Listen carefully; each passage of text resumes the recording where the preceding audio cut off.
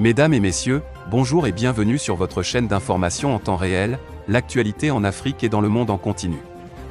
Vous informer est notre mission car l'information vous place au sommet du monde. Alors si vous êtes nouveau, abonnez-vous et cliquez aussi sur la petite cloche de notification pour ne plus rien manquer. Cela étant fait. Avant de commencer la vidéo, nous tenons à rappeler que les images utilisées dans toutes nos notes d'information sont à titre illustratoire. Nous vous invitons donc à rester poli et courtois dans l'espace commentaire au risque de voir votre commentaire tout simplement supprimé. Merci et bon visionnage à tous. Attaque terroriste au Burkina. Le Faso plie mais ne rompt pas. Les Burkinabés restent debout pour sauver les 274 300 km.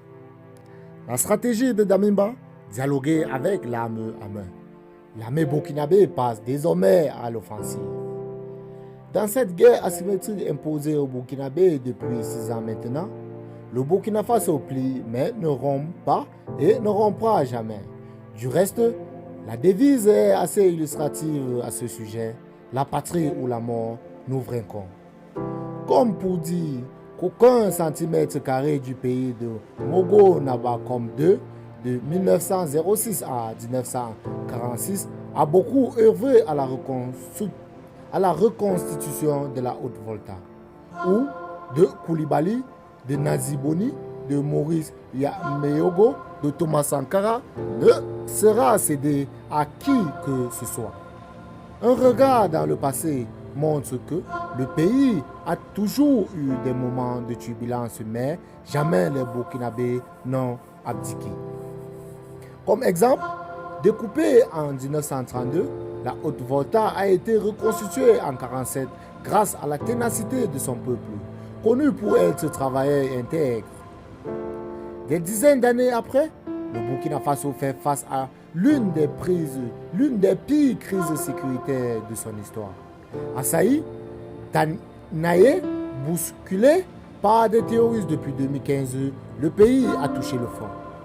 Des milliers d'écoles fermées, près de 2 millions de déplacés internes, plus de 2000 personnes tuées, dont 500 militaires. Malgré ces chiffres qui font froid au dos, les Burkinabés restent debout pour sauver ce morceau de terre appelé pays des hommes internes. Le président du Faso, Paul-Henri Sandaogo Damiba, et ses frères d'armes qui ont pris le pouvoir le 24 janvier 2022 savent plus que quiconque que leur longévité au pouvoir est le retour à une situation sécuritaire acceptable. Dans leur stratégie, ce qui est donné de voir, les terroristes seront toujours terrorisés à travers 3 axes. Dialoguer avec ceux que le gouvernement appelle les flics égarés, utiliser la baïonnette et mise sur la coopération régionale et internationale.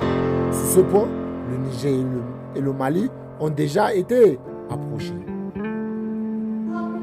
Eh bien les amis, c'est ici que s'achève cette petite note d'information. Abonnez-vous sur la chaîne si ce n'est pas encore fait. Vous informez à notre émission. Eh bien, si vous êtes nouveau, abonnez-vous et activez la petite cloche de notification pour ne manquer à aucune de nos prochaines vidéos.